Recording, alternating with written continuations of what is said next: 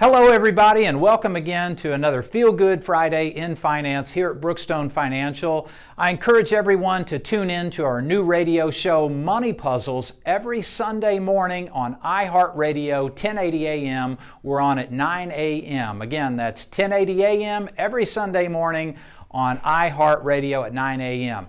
So I want to talk to you really quick about what could be devastating to your retirement. And it's having down market years at the beginning of your retirement. If you haven't watched any of our videos in the past, I encourage you to take the next 3 minutes and watch this one, because it could be the most powerful video you've seen yet from us this year. So we're going to talk about Wall Street math. Wall Street math is pretty goofy, and it's important that you understand how Wall Street actually does their math and how it can be misleading when looking at average annualized rates of return, because people get drawn to these big returns. You know, they see these big numbers on these mutual funds and they think, man, I'm going to do great in that thing. Look at the average annualized rate of return. Well, let me show you this. All right, we're going to talk about two investors. Both of them started out with $100,000. Investor A over here will say A wanted the flashy mutual fund. You know, this mutual fund was just a shining star, right? It had done very, very well, had a very high rate of return, okay? But also some risk.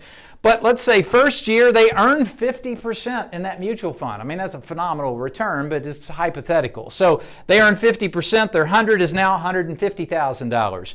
In year two, though, it drops 50%. We saw that recession, right? Cut in half. Now their 150 is 75.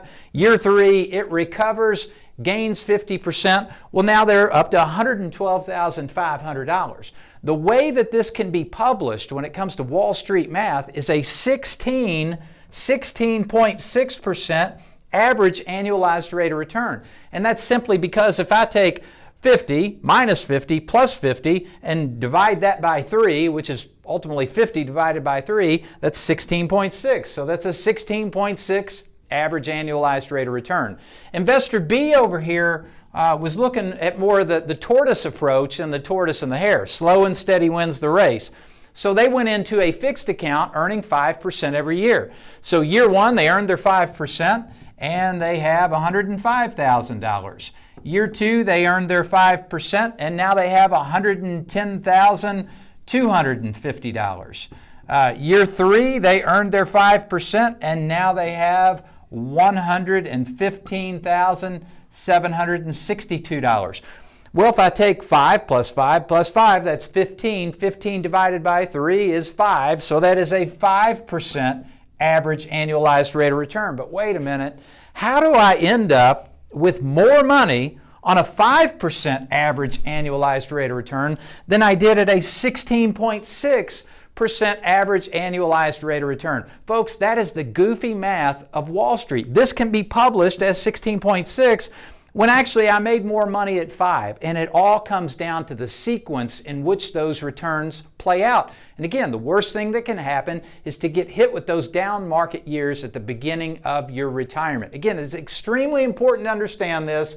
The closer you get to retirement, the less risk you should be taking more of a defensive stance or approach with your portfolio. If you want to learn more about Brookstone Financial and how we do things just a little bit different, give us a call or visit us online. Our website is brookstonefinancial.com, or you can give us a call at 812-288-9000.